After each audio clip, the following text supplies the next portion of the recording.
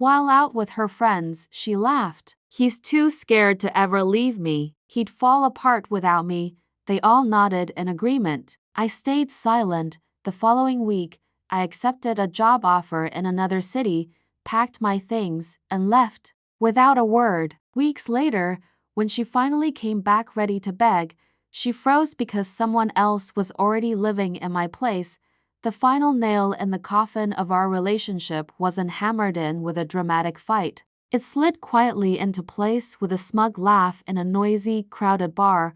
My girlfriend, Jenna, was holding court with her friends, a circle of women who lived as if life were one long brunch special. I lingered at the edge of the group, nursing a beer, playing the role of the quiet, supportive boyfriend. It was a role I had perfected over our 2 years together.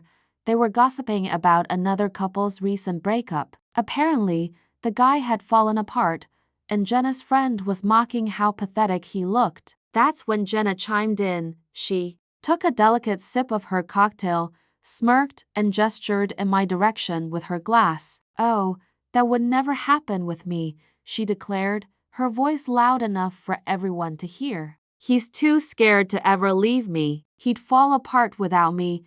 Her friends laughed and nodded like she had just stated the most obvious truth in the world. Their eyes landed on me not with cruelty, but with pity. To them, I was the safe bet, the quiet, introverted guy who worked from home and had no real social life outside of her. She was the sun. I was just a small, insignificant planet caught in her orbit.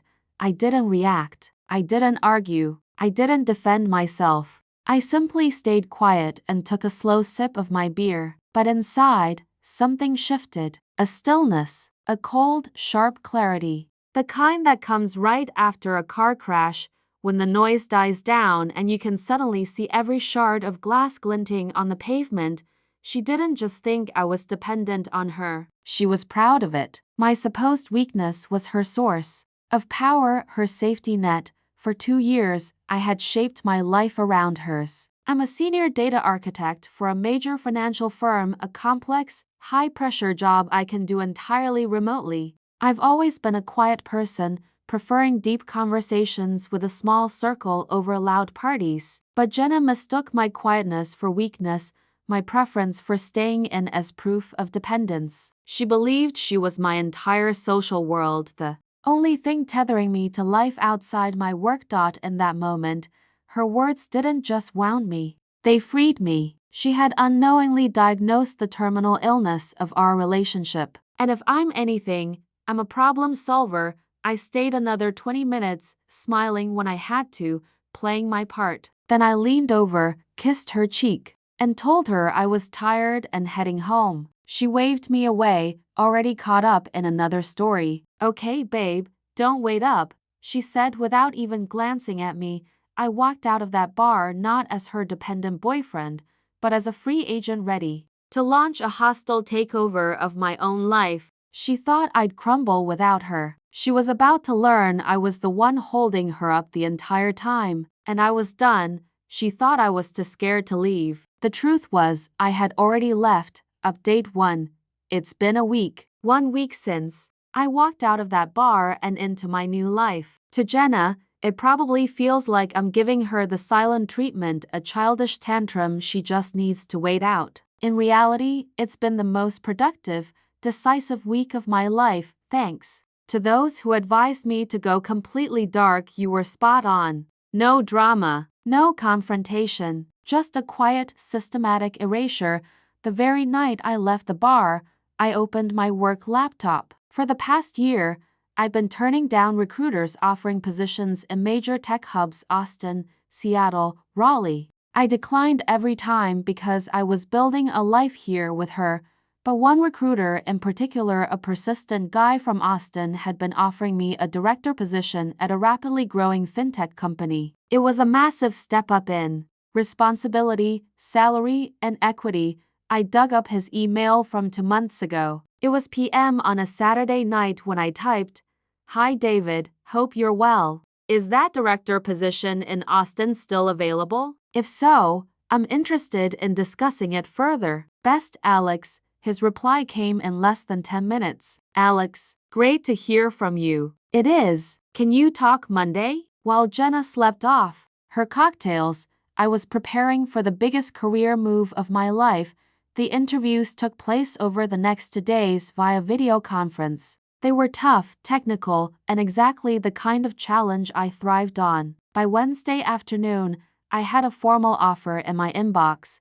A salary 40% higher than my current one, plus a hefty signing bonus and equity package. I signed the contract. Within the hour, my start date, the following Monday, that gave me 5 days to move my entire life to another state. Fortunately, logistics are my specialty. My career is all about building systems, and now, my life was just another system to reconfigure. First, the apartment. I owned my condo, bought it before I ever met her. Jenna only paid me a small rent each month, a fraction of what the place was worth, money she usually blew on clothes and brunches anyway. She had no legal claim to it.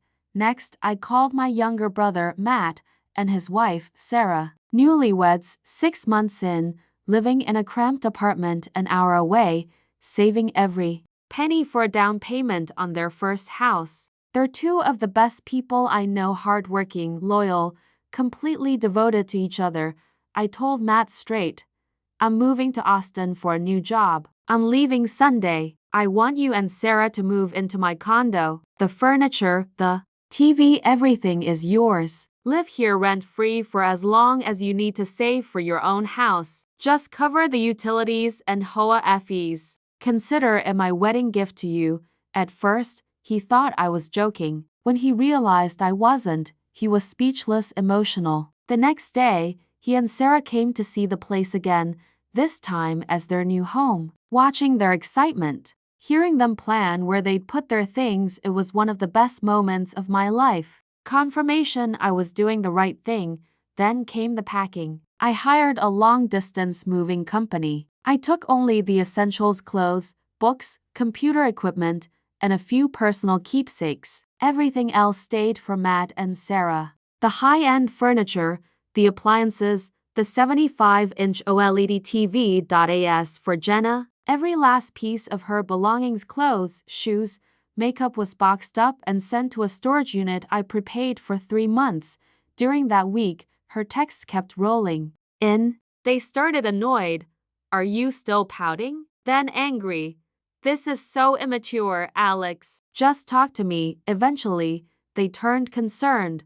Okay, I'm getting worried. Are you all right? I never responded. I put her on mute. On Saturday, the day before I left, I did the final cleanup. I changed the locks. I wrote a short, simple letter. I slipped the letter into an envelope along with the storage unit key, the access code, and the address. Inside, I also included a cashier's check for the total amount of rent Jenna had ever paid me, every single dollar from the past 2 years. A full refund. I didn't want even a cent of her money attached to me.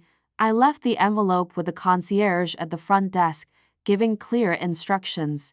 Hand it to Jenna personally, and no one else. Sunday morning came. The movers arrived for my things. An hour later, Matt and Sarah pulled up with their U-Haul full of boxes. I handed them their new keys, walked them through the smart home system, and pointed out the bottle of champagne waiting in the fridge. We hugged, I wished them well, and just like that I was gone.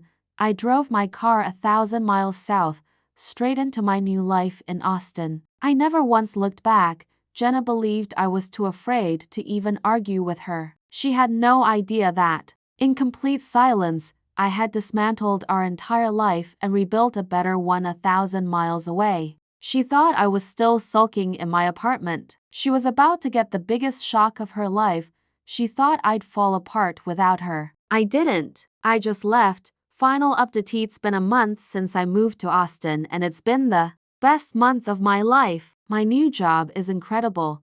Challenging, rewarding, full of sharp, driven people who push me to grow. I found a great apartment downtown, started exploring the city, and for the first time in years, the silence in my life has been peaceful instead of lonely.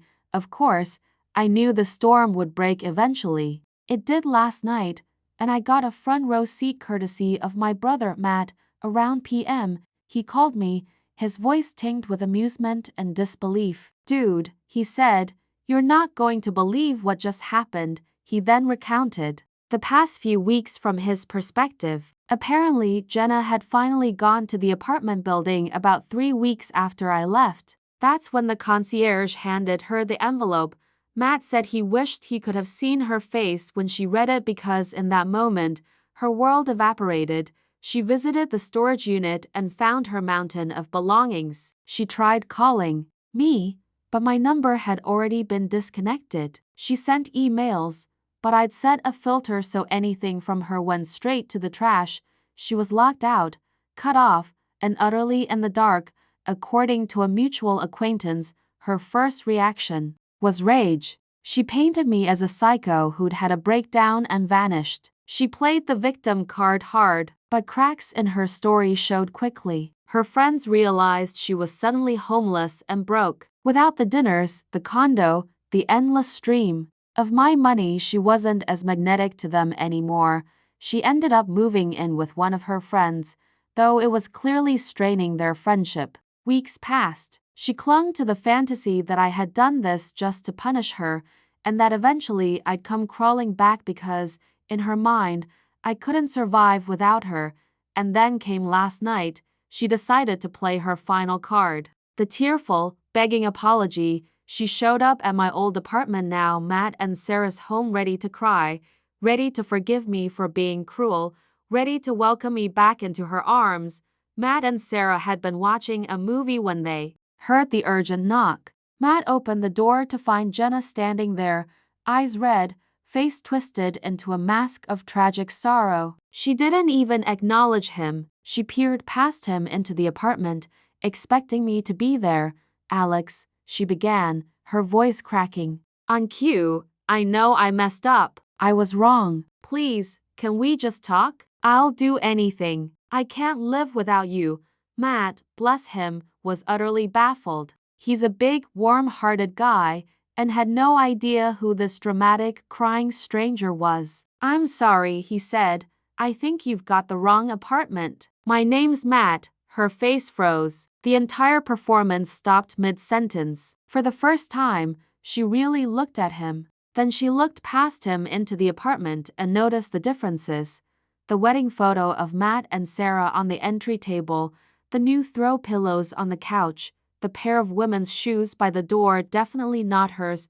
"What?" she stammered. "Where's Alex?" "This is his apartment." Matt smiled politely. "Oh, Alex is my brother. He moved to Austin a month ago for a new job. He's letting my wife and me live here while we save for a house." Honestly, it was incredibly generous of him. At that moment, Sarah came to the door. Sweet, down-to-earth Sarah. She smiled kindly at the confused woman on their doorstep.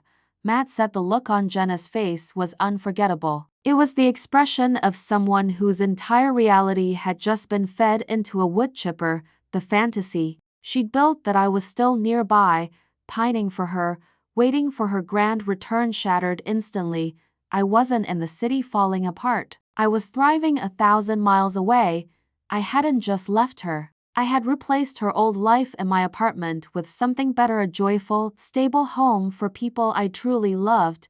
And the most brutal realization of all, I hadn't just abandoned her. I had handed her former lifestyle, her comfort, her luxuries, her home over to my brother as a gift. It was all still there. She just wasn't invited anymore. "He's in Austin," she whispered, barely audible. "Yeah," Matt said cheerfully. "He loves it there. He's doing great." She stood frozen in silence, the hollow mask of someone stripped of everything she thought she controlled. The fake tears were gone. The power she thought she held was gone. Her entire sense of superiority had been built on the idea that I was weak and she was strong. But in a single conversation on a doorstep, that entire illusion crumbled. She wasn't in control. She was just a stranger standing outside someone else's happy life.